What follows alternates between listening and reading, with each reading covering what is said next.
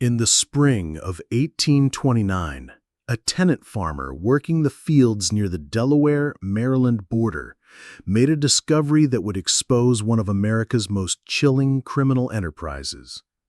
His plow horse suddenly sank into the earth, revealing a wooden chest buried beneath the soil.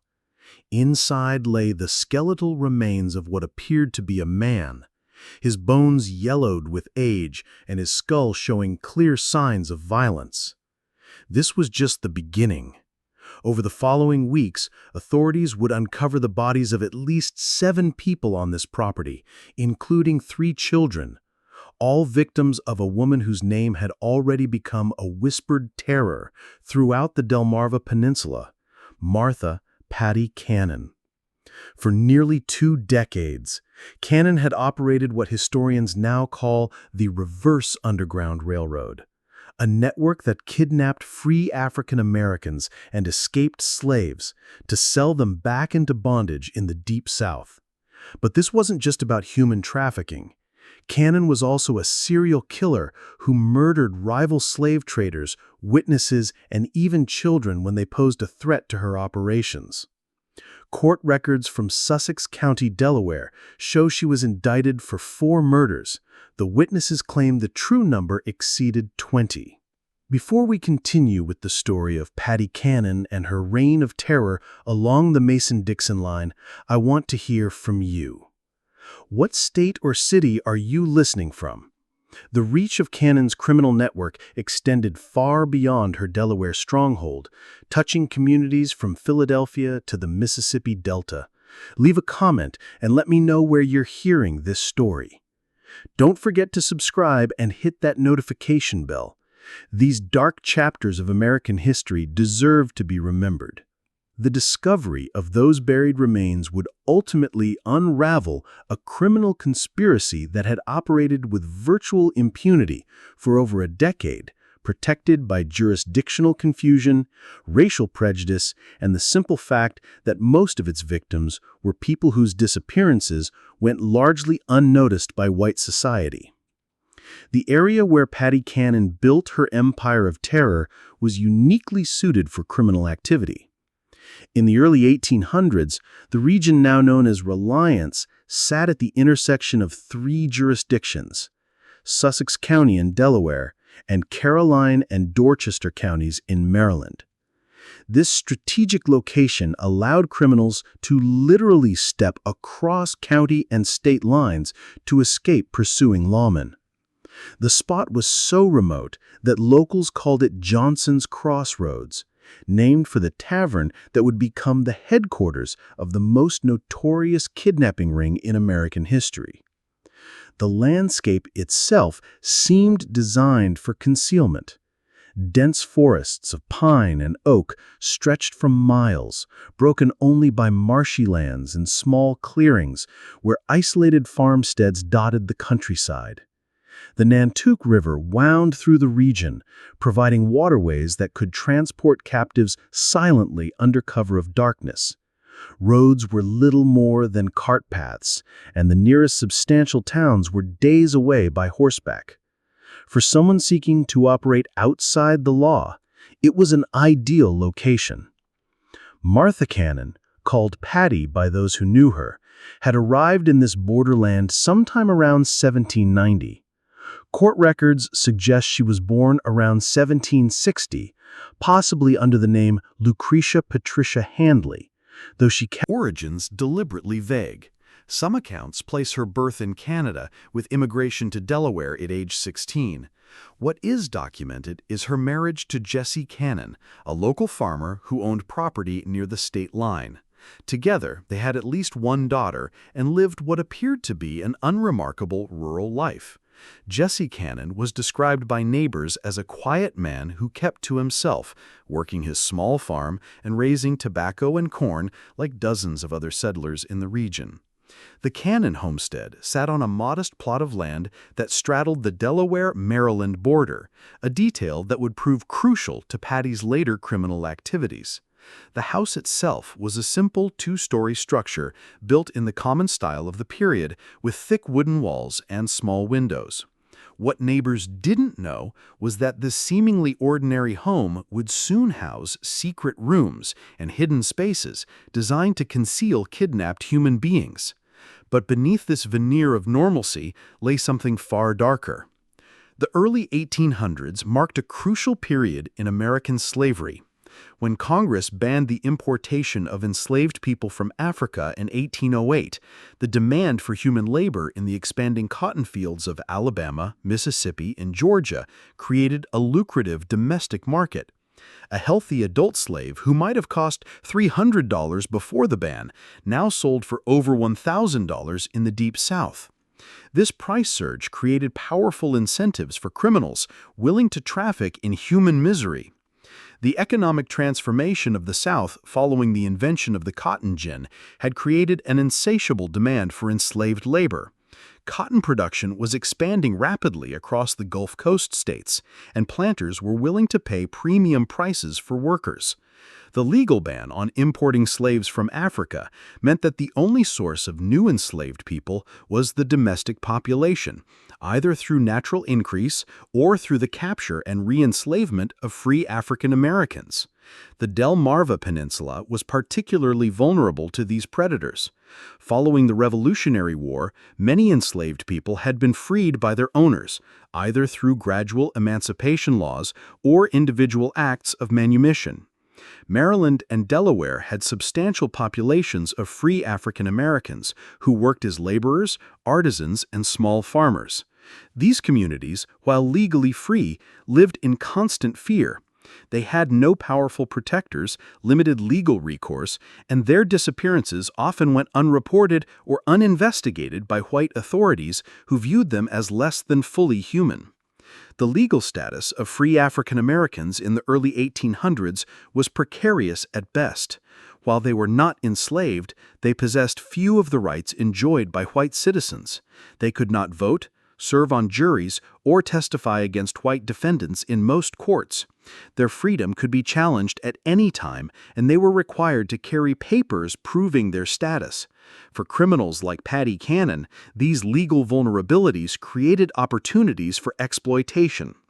Into this environment stepped Paddy Cannon, a woman who would prove that evil recognizes no gender boundaries. Contemporary accounts describe her as a large, physically imposing woman with unusual strength for her gender. She stood nearly 6 feet tall in an era when most women barely reached 5 feet, and she possessed what neighbors described as an intimidating presence. Her voice was reportedly deep and commanding, and she had a reputation for violent outbursts when crossed. Her husband, Jesse, died under mysterious circumstances around 1826. Some later claim she poisoned him, leaving her a widow with complete control over the family property. By this time, she had already begun forming the criminal connections that would make her name synonymous with terror. Local law enforcement was virtually non-existent in the rural border region, and what little authority existed was often corrupt or simply overwhelmed by the scale of criminal activity. The social dynamics of the region favored criminal enterprises. The white population was sparse and often transient, consisting largely of small farmers, laborers, and people seeking to escape their pasts in more settled areas. There was little sense of community cohesion, and neighbors often minded their own business, regardless of what they might suspect about their neighbors' activities. This isolation and indifference would prove crucial to Cannon's ability to operate undetected for so many years. The transformation of Paddy Cannon from frontier widow to criminal mastermind began with her daughter's marriages in a pattern that would define the next 2 decades. Both of the young women's husbands were slave kidnappers. Her first husband, Henry Brighton, was a blacksmith who supplemented his income by capturing free African Americans for sale in the South. In 1811, Brighton was arrested and imprisoned in Georgetown, Delaware, for kidnapping, but he managed to escape from jail that same year. Brighton's criminal activities had been well known in the local community long before his arrest. As a blacksmith, he had legitimate reasons to travel throughout the region, visiting farms and settlements to shoe horses and repair tools. This mobility provided perfect cover for his illegal activities. He would identify potential victims during his legitimate business calls, noting which families had teenage children or young adults who might bring high prices in southern slave markets. The methods employed by early kidnappers like Brighton were often crude but effective. They relied on deception, overwhelming force, and the isolated nature of rural life to capture their victims. A common technique involved approaching free African American families with offers of employment in distant locations. Parents, desperate for economic opportunities for their children, would sometimes allow them to travel with these supposed employers, only to discover too late that they had signed their children's death warrants. It was after his escape that the first documented murder connected to the Cannon family occurred. Brighton, working with Paddy Cannon and another criminal named Joseph Griffith, ambushed a slave trader known only as Rigidel at Cannon's tavern. The plan was simple but brutal. Get the victim drunk, rob him of his money and slaves, then eliminate the witness. Court records show that Rigidel was shot and killed during the robbery. Brighton and Griffith were eventually captured and hanged on April 13, 1813, but Paddy Cannon escaped prosecution. The Rigidel murder marked a significant escalation in the criminal activities centered around the Cannon property. Prior to this incident, the family had been involved primarily in facilitating kidnappings and providing safe haven for criminals passing through the region. The willingness to commit murder for profit demonstrated a level of ruthlessness that would characterize all of Cannon's future activities.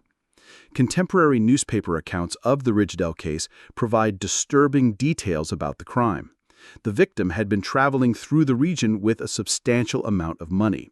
Estimates suggest between $3,000 and $5,000 intended for purchasing enslaved people in local markets. He had stopped at what he believed was a legitimate tavern for food and lodging, unaware that he had walked into a trap. The conspirators plied him with alcohol throughout the evening, waiting for the right moment to strike. When Rigidel finally retired to his room, Brighton and Griffith followed him. Neighbors later reported hearing shouting and the sound of a struggle, followed by a gunshot. By morning, Rigidel was dead. His money was gone, and his wagon and horses had disappeared. The body was hastily buried on the property, beginning what would become a regular practice of using the isolated location as a dumping ground for murder victims. The execution of her daughter's first husband did nothing to deter Cannon from her chosen path. Instead, it seemed to refine her methods and strengthen her resolve to build a more sophisticated criminal organization. The lesson she drew from Brighton's capture was not that crime didn't pay, but rather that criminals needed better organization and more careful planning to avoid detection. When her daughter remarried, this time to Joseph Johnson, Cannon gained a partner who would prove even more valuable to her criminal enterprise. Johnson wasn't just another kidnapper. He was a businessman who understood the logistics of human trafficking on a regional scale. He had connections throughout the South, experience in transportation and logistics, and most importantly, the capital necessary to expand their operations beyond simple opportunistic crimes. Johnson brought to the partnership a tavern located precisely on the Delaware-Maryland state line. This establishment, which became known as Joe Johnson's Tavern, was positioned so strategically that different rooms literally sat in different states. This geographic advantage allowed them to move kidnapped victims between jurisdictions to confuse pursuing authorities. When Delaware lawmen arrived with warrants, suspects could simply step into the Maryland portions of the building and claim immunity from Delaware jurisdiction. The tavern served multiple purposes in the expanding criminal enterprise. It was a legitimate business that provided cover for their activities, generating income and explaining the constant flow of travelers and wagons through the property. It functioned as a holding facility for captives awaiting transport south, with specially constructed hidden rooms and cellars designed to conceal human cargo. And it served as a meeting place for the network of criminals who worked for them, a neutral ground where plans could be made and profits divided. The physical layout of the tavern reflected its multiple functions. The main floor appeared completely normal, with a common room for travelers, a bar area, and rooms for legitimate guests. But beneath the building lay a series of cellars and tunnels that had been specially constructed for hiding kidnapped people. These underground spaces were accessible through concealed entrances and were designed to muffle sound and prevent escape. Iron rings set into stone walls provided anchor points for chains, while small ventilation shafts ensured that captives wouldn't suffocate during long periods of confinement. The gang that assembled around Cannon and Johnson was remarkably diverse for its time. It included white criminals like Henry Carr, mixed-race decoys such as John Purnell, who used multiple aliases, and even enslaved people forced to participate in capturing others. This multiracial composition was strategic. African-American gang members could approach potential victims without immediately raising suspicions, while white members handled negotiations with buyers in the Deep South. John Purnell, described in court records as a yellow man or mulatto, was particularly valuable to the organization. His mixed racial heritage allowed him to move between white and African-American communities with relative ease. He maintained multiple identities and could present himself as either a free person of color seeking work or a light-skinned white man conducting business, depending on the situation. This chameleon-like ability made him an ideal scout for identifying potential victims and establishing initial contact.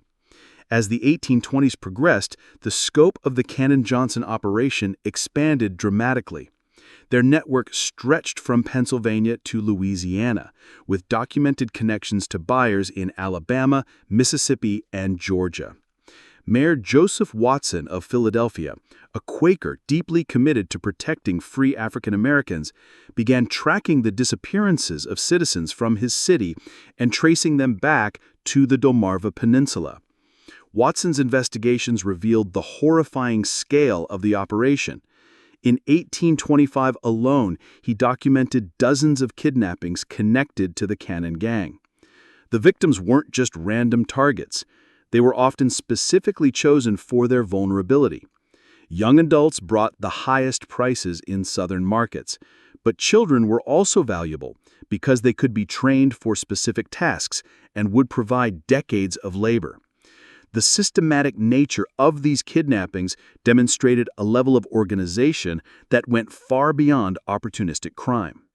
The gang maintained detailed intelligence about potential targets, tracking families and individuals who might be vulnerable to capture. Records describes being held first in Cannon's house, then moved to Johnson's tavern, where she was kept in chains for 5 months. Smith recalled the constant fear, the inadequate food, and the knowledge that she was scheduled to be transported south with a large group of other kidnapped people. Only her eventual rescue by Watson's network saved her from a lifetime of bondage. Smith's account provides crucial details about the conditions endured by victims of the Cannon gang. She described being seized while walking alone on a road near Philadelphia, overpowered by multiple attackers, and transported by wagon to the Delaware-Maryland border. The journey took several days, during which she was kept blindfolded and chained to prevent escape attempts. Upon arrival at the Cannon property, she was placed in a hidden room beneath the main house, where she discovered she was not alone. The underground holding areas, according to Smith's testimony, contained dozens of other kidnapped people at various times. Men, women, and children were kept in separate areas, all chained to prevent escape. The conditions were deliberately harsh. Inadequate food, no sanitation facilities, and constant darkness except when guards brought candles during feeding times. The psychological torture was as brutal as the physical conditions, as captives knew they were destined for lifelong bondage. Smith also provided details about the gang's methods for processing their human cargo. Victims were systematically stripped of any documentation proving their free status, and any personal belongings that might help identify them were destroyed. They were given new names and false backgrounds that would support their sale as legitimate slaves. Those who resisted or attempted to maintain their true identities were beaten until they complied. The gang's operations were an open secret in the local community. Neighbors knew that people disappeared near the Cannon property, that wagons arrived at odd hours, and that Johnson's Tavern hosted suspicious meetings. But the victims were African Amines, in a society where their word carried little weight against that of white criminals. Local law enforcement, when it existed at all, showed little interest in investigating crimes against people they viewed as inherently suspicious. The complicity of the local white community in the gang's activities went beyond mere indifference. Some neighbors actively supported the criminal enterprise, either through direct participation or by providing information about potential victims. Local merchants supplied the gang with provisions, asking no questions about the source of their payment. Even some law enforcement officials were suspected of taking bribes to look the other way when suspicious activities were reported. This indifference changed only when white victims entered the equation. The gang didn't just kidnap free African Amines, they also robbed and murdered slave traders, who came through their territory carrying large amounts of cash. These victims were white men, engaged in the legal slave trade, and their disappearances attracted the attention that African Amine victims never received. The first documented case occurred around 1820, when a slave trader from Georgia named Bell or Miller vanished while traveling through the area. This man had been carrying a substantial sum of money. Some accounts suggest $35,000, intended for purchasing enslaved people. He was last seen at Cannon's establishment, and his horse was later found in her possession. When questioned, Cannon claimed the man had sailed south with a cargo of enslaved people, but investigators found this story implausible. The Georgia trader's disappearance marked the beginning of a pattern that would eventually lead to the gang's downfall. Unlike African Amine victims, whose disappearances generated little official interest, missing white slave traders had business partners and financial backers who demanded investigations. These men carried substantial amounts of money and had planned itineraries that made their disappearances difficult to explain away. Cannon's method for dealing with these victims was typically brutal. The traders would be invited to the tavern on the pretense of conducting legitimate business. Once there, they would be plied with alcohol and encouraged to discuss their financial resources and travel plans.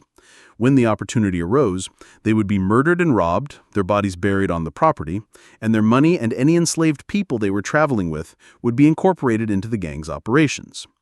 The profits from these murders were substantial. A single slave trader might carry enough money to fund the gang's operations for months. The enslaved people they were transporting could be sold through the gang's southern networks, generating additional income. Most importantly, eliminating these competitors helped the gang maintain their monopoly on criminal activities in the region. By the mid-1820s, pressure was mounting on the Cannon-Johnson gang from multiple directions. Mayor Watson of Philadelphia had begun offering substantial rewards for information leading to arrests, and Governor John Andrew Schulzer of Pennsylvania was coordinating with officials in southern states to track kidnapped citizens. Their investigations were revealing not just individual crimes, but a systematic network that had been operating for a decade. The reward offered by Watson, $500 for information leading to arrests, represented a substantial sum for the period, equivalent to several months' wages for most working people. This financial incentive began to loosen tongues in communities that had previously remained silent about the gang's activities.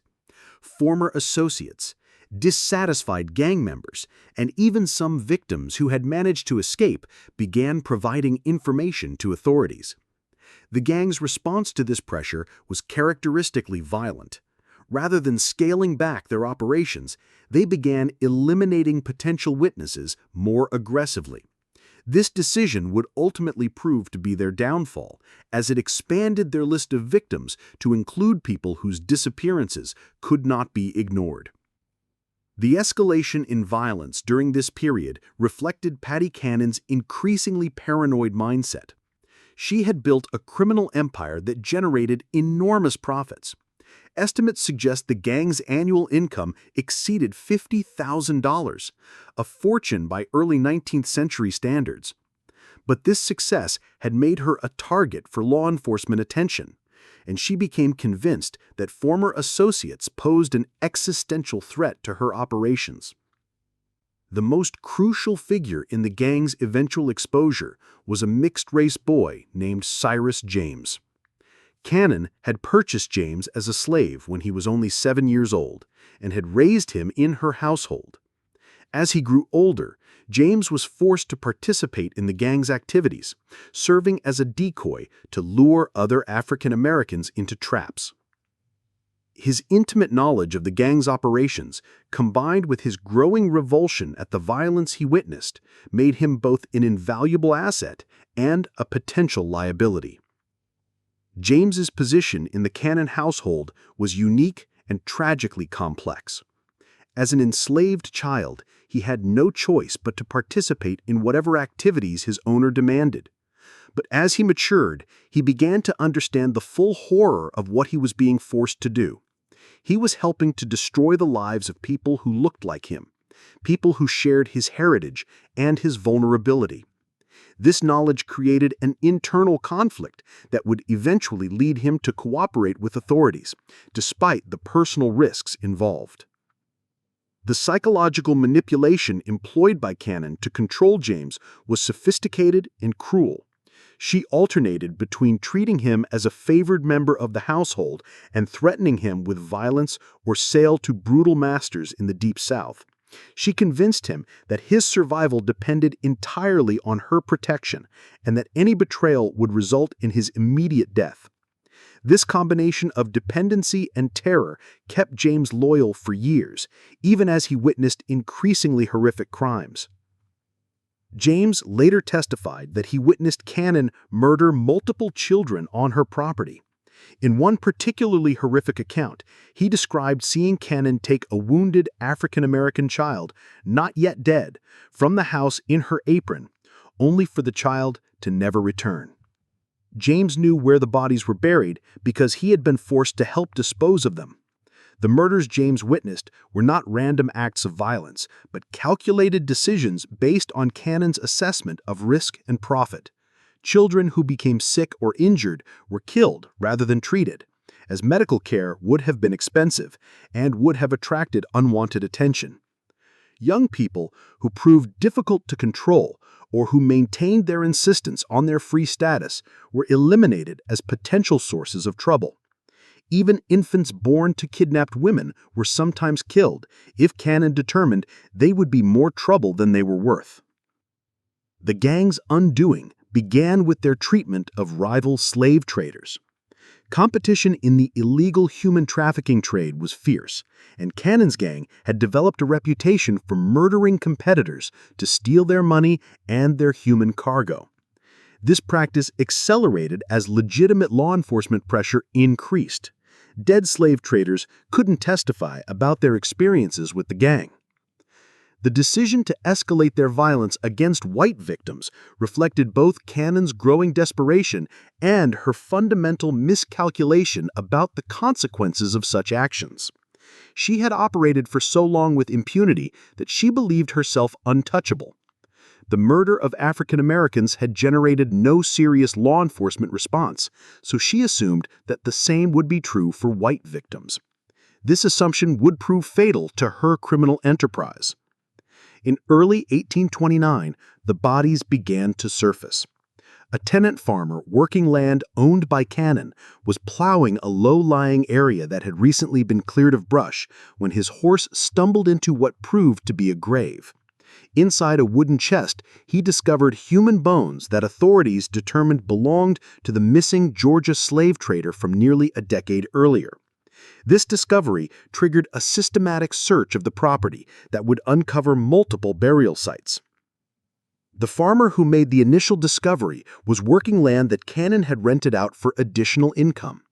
The area had previously been unused because it was prone to flooding, but recent dry weather had made it suitable for cultivation.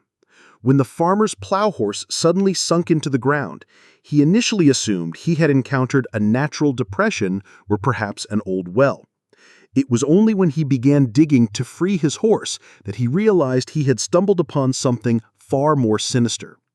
The wooden chest containing the bones was remarkably well preserved, suggesting it had been buried relatively recently, despite containing decade-old remains. The chest itself appeared to have been specifically constructed for the purpose of concealing a body, with dimensions that precisely accommodated a human form. This level of preparation indicated that the burial was not a hasty attempt to conceal a crime, but rather part of a systematic approach to body disposal that had been refined over years of practice. The discovery of the first body in early 1829 set in motion a chain of events that would finally bring Paddy Cannon's criminal enterprise to an end. Delaware authorities, working with their counterparts in Maryland, obtained search warrants and began a comprehensive investigation of all properties connected to the Cannon-Johnson gang. What they found exceeded their worst expectations. The investigation was led by Sheriff Joseph Houston of Sussex County, Delaware, working in coordination with Maryland authorities and representatives from the Pennsylvania governor's office. This multi-jurisdictional approach was unprecedented for the time period and reflected the growing recognition that the Cannon gang's activities crossed state boundaries and required coordinated law enforcement response. The search warrants obtained by authorities were remarkably broad, allowing them to excavate any areas of the Cannon properties where bodies might be concealed. This legal authority was crucial, as it provided protection for investigators who might otherwise have been accused of trespassing or illegal search and seizure. The warrants also specified that any evidence discovered could be used in prosecutions across multiple jurisdictions, helping to close the legal loopholes that the gang had exploited for years. On April 3, 1829, Cyrus James was captured in Delaware. The circumstances of his arrest remained somewhat unclear, but court records suggest he was attempting to flee the region when he was apprehended. Faced with overwhelming evidence and the prospect of execution, the young man, who had been forced into a life of crime as a child, made a fateful decision. He would cooperate with authorities and reveal everything he knew about Paddy Cannon's operations. The decision to cooperate was not made lightly by James. He understood that his testimony would likely result in his own prosecution for the crimes he had been forced to commit.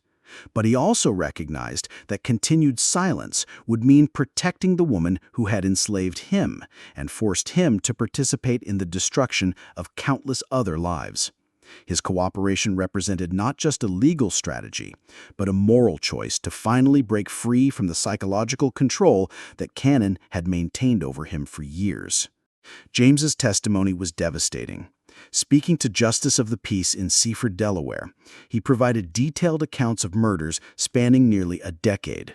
He told investigators that Joseph Johnson, his brother Ebenezer Johnson, and Paddy Cannon had shot the Georgia slave trader while he was eating supper at Cannon's house.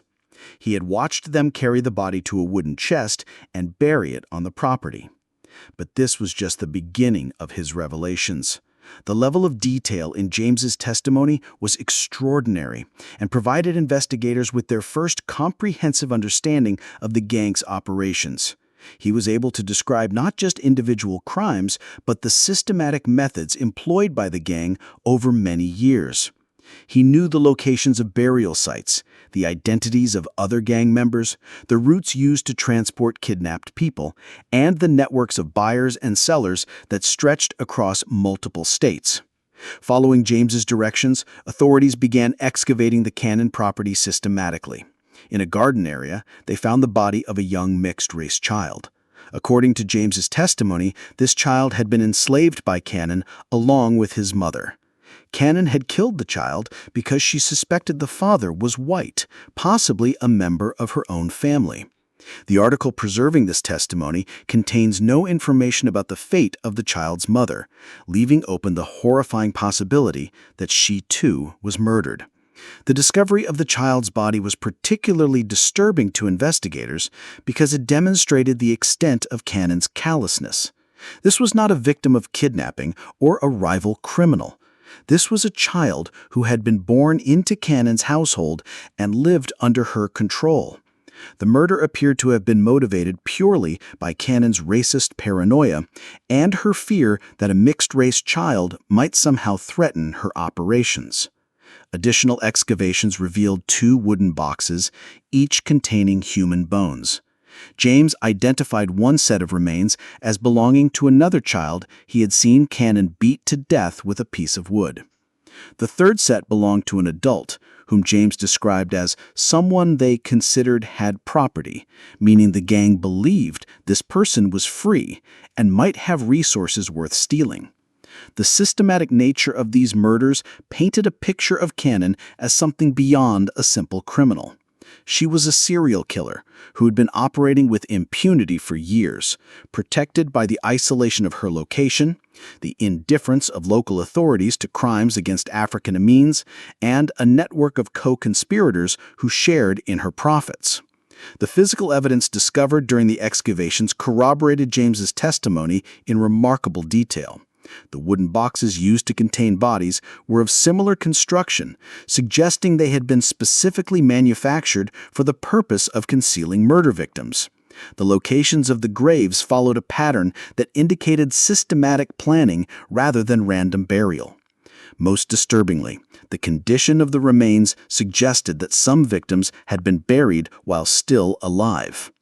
As news of the discovery spread, other witnesses began coming forward. People who had lived in fear of Cannon for years suddenly found the courage to speak. Their testimonies revealed additional victims and provided details about the gang's methods that corroborated James's account. Among these new witnesses was Thomas Freeman, a free African American who had been approached by gang members in 1827 but had managed to escape. Freeman's testimony was significant because it provided insight into the gang's recruitment methods. He described how the initial approach had seemed completely legitimate. He had been struggling to find work in Philadelphia when a well-dressed man approached him with an offer of employment on a Georgia plantation. The wages offered were generous, and transportation was to be provided free of charge. It was only during the journey that Freeman began to notice inconsistencies in his escort stories and became suspicious of their true intentions. The scope of the investigation expanded beyond Delaware. Authorities in Maryland began examining properties owned by gang members, while officials in Pennsylvania coordinated efforts to document the full extent of the kidnapping network. Just when we thought we'd seen it all, the horror in Sussex County intensifies. If this story is giving you chills, share this video with a friend who loves dark mysteries. Hit that like button to support our content, and don't forget to subscribe to never miss stories like this. Let's discover together what happens next in the final chapter of Paddy Cannon's Reign of Terror. The coordination between different jurisdictions represented a new approach to law enforcement that would later become standard practice. For the first time, authorities were treating the Cannon Gang as what it truly was: an interstate criminal conspiracy that required federal-level response. This recognition led to the involvement of officials from Washington, D.C., and marked the beginning of what would eventually become coordinated federal law enforcement efforts against organized crime. On April 13, 1829, a grand jury of 24 white men in Delaware handed down indictments against Martha, Paddy Cannon, on 4 counts of murder. The charges were signed by James Rogers, the Attorney General of Delaware, and represented the first time any member of the notorious gang had faced serious legal consequences for their crimes against African Americans. The composition of the grand jury itself was significant for the period. All 24 members were white males, as required by Delaware law, but they represented a cross-section of the state's population, including farmers, merchants, and professionals. The fact that this jury was willing to indict a white woman for the murder of African Americans marked a notable shift in legal attitudes, driven largely by the overwhelming evidence presented and the interstate nature of the crimes. The indictments were remarkably specific for the era. Cannon was charged with the murder of an infant female on April 26, 1822, a male child on the same date, an adult male on October 1, 1820, and a Negro boy on June 1, 1824. Each charge carried the death penalty, and the evidence against her was overwhelming. The specificity of these charges reflected the thorough investigation conducted by authorities. Unlike many criminal cases of the period, which relied primarily on witness testimony and circumstantial evidence, the Cannon case was built on physical evidence, multiple corroborating witnesses, and detailed confessions from a participant who had intimate knowledge of the crimes. This combination of evidence types made the case virtually impossible to defend against. Cyrus James's testimony formed the backbone of the prosecution's case.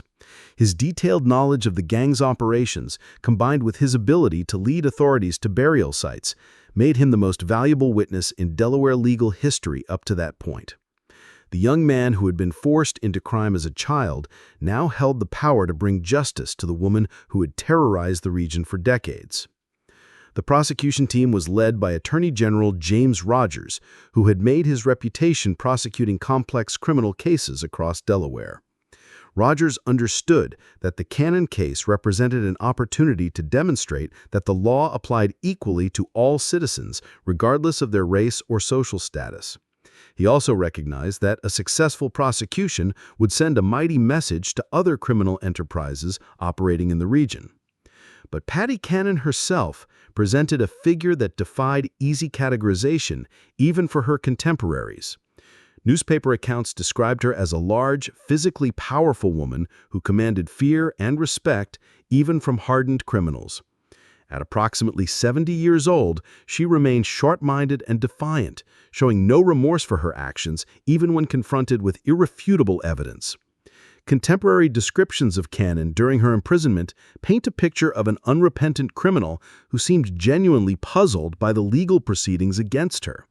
She apparently viewed her actions as legitimate business activities and expressed bewilderment that authorities were prosecuting her for crimes against people she considered to be property rather than human beings.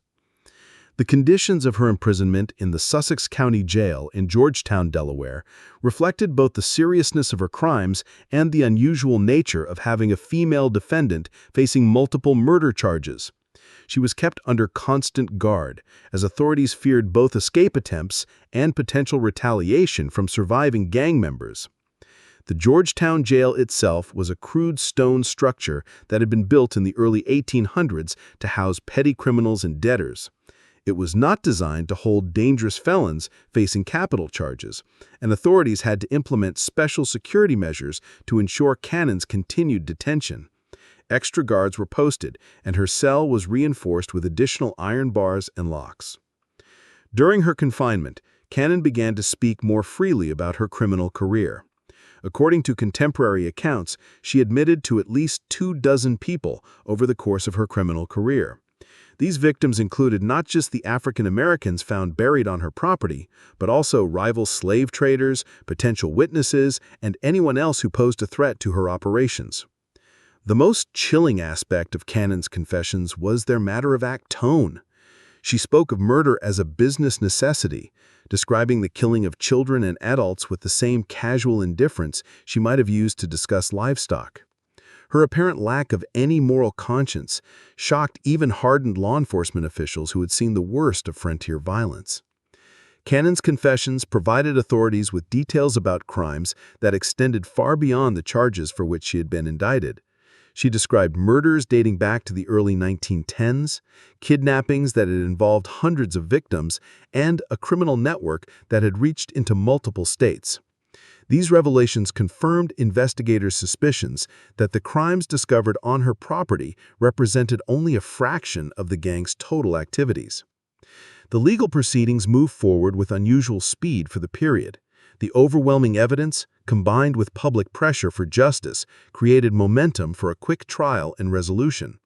Court records suggest that Cannon was expected to face trial within weeks of her indictment, with execution to follow shortly thereafter if she were convicted. The prosecution's strategy was straightforward: present the physical evidence, provide testimony from Cyrus James and other witnesses, and allow the jury to reach the obvious conclusion that Cannon was guilty of multiple murders. The defense, such as it was, could only argue for mercy based on Cannon's age and gender, though few observers believed such arguments would be effective given the horrific nature of the crimes. The trial was scheduled to begin in late May 1829, with jury selection planned for the week before. Legal observers from across the region were expected to attend, as the case represented one of the most significant criminal prosecutions in Delaware history. Newspapers as far away as Philadelphia and Baltimore were planning extensive coverage of the proceedings. The legal proceedings against Patty Cannon would never reach their intended conclusion. On May 11, 1829, approximately 3 weeks before her scheduled execution, jail guards found her dead in her cell. The official cause of death was listed as suicide by poison, though the exact circumstances remain unclear. Some accounts suggest she had been smuggled arsenic by sympathizers, while others propose she had been hoarding medication for weeks. The discovery of Cannon's body sent shockwaves through the Georgetown jail and the broader community. Guards making their regular morning rounds found her lying on the floor of her cell, apparently having died sometime during the night. There were no signs of struggle or violence, and the cell remained securely locked from the outside. The only evidence of what had occurred was a small vial found hidden in her clothing, which later analysis suggested had contained arsenic. The question of how Cannon obtained the poison remained a mystery that investigators never fully resolved. The jail's security procedures were relatively lax by modern standards, and visitors were not thoroughly searched before meeting with prisoners.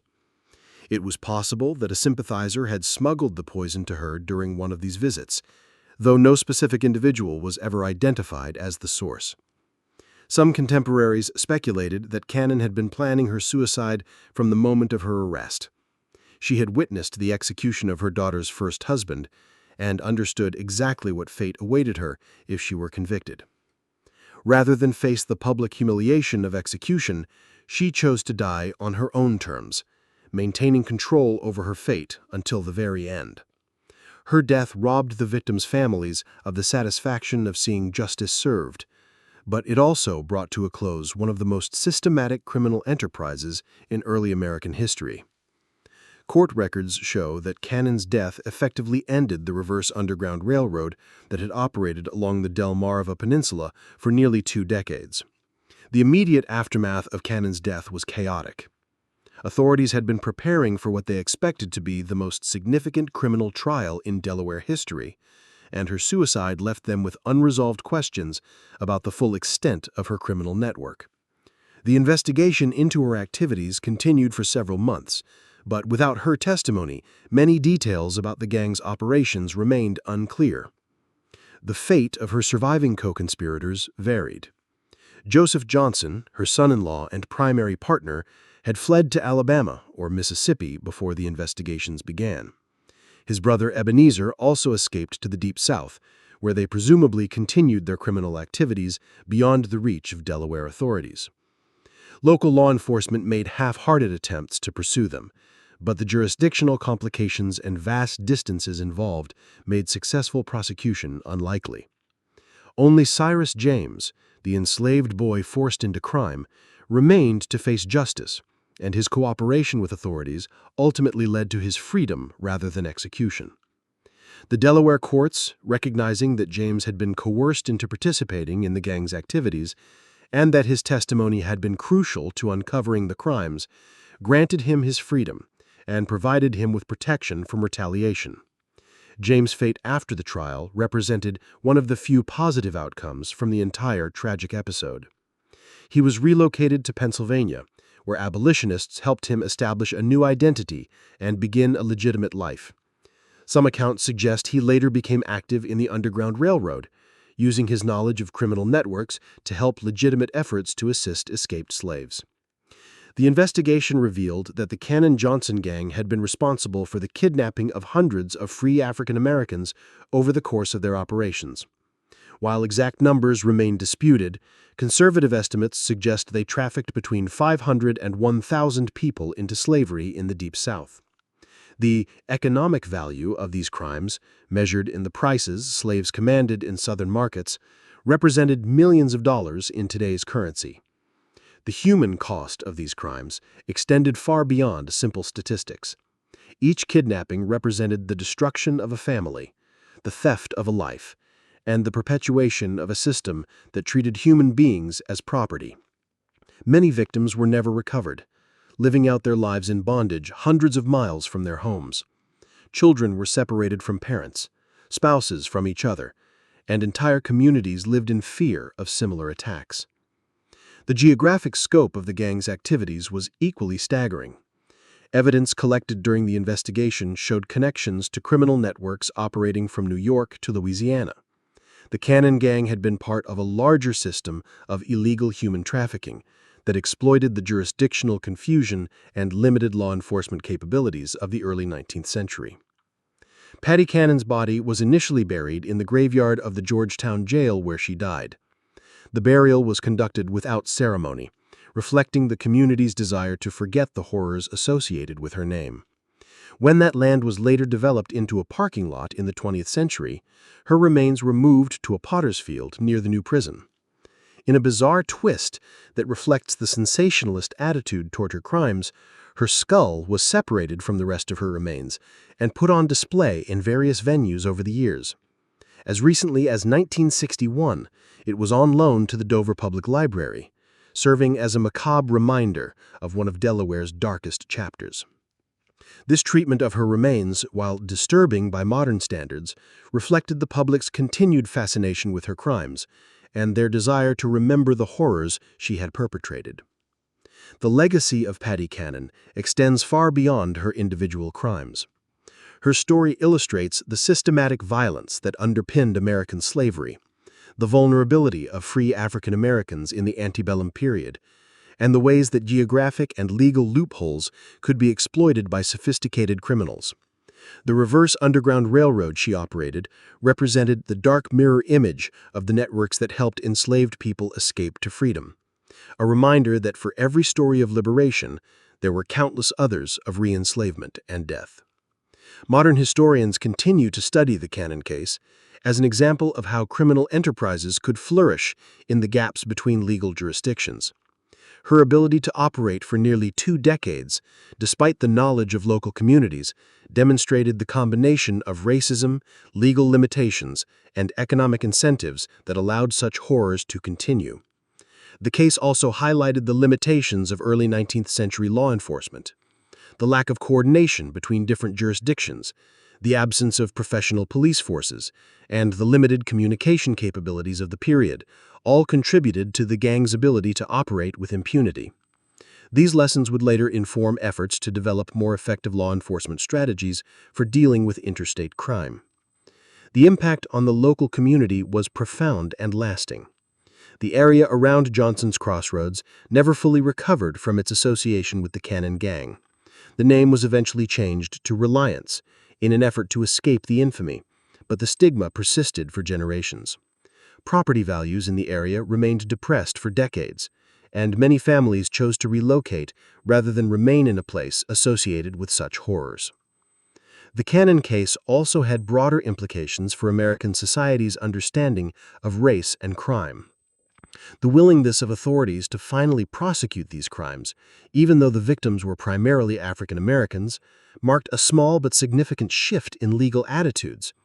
While this change was limited and temporary, it represented recognition that all people, regardless of race, deserved legal protection.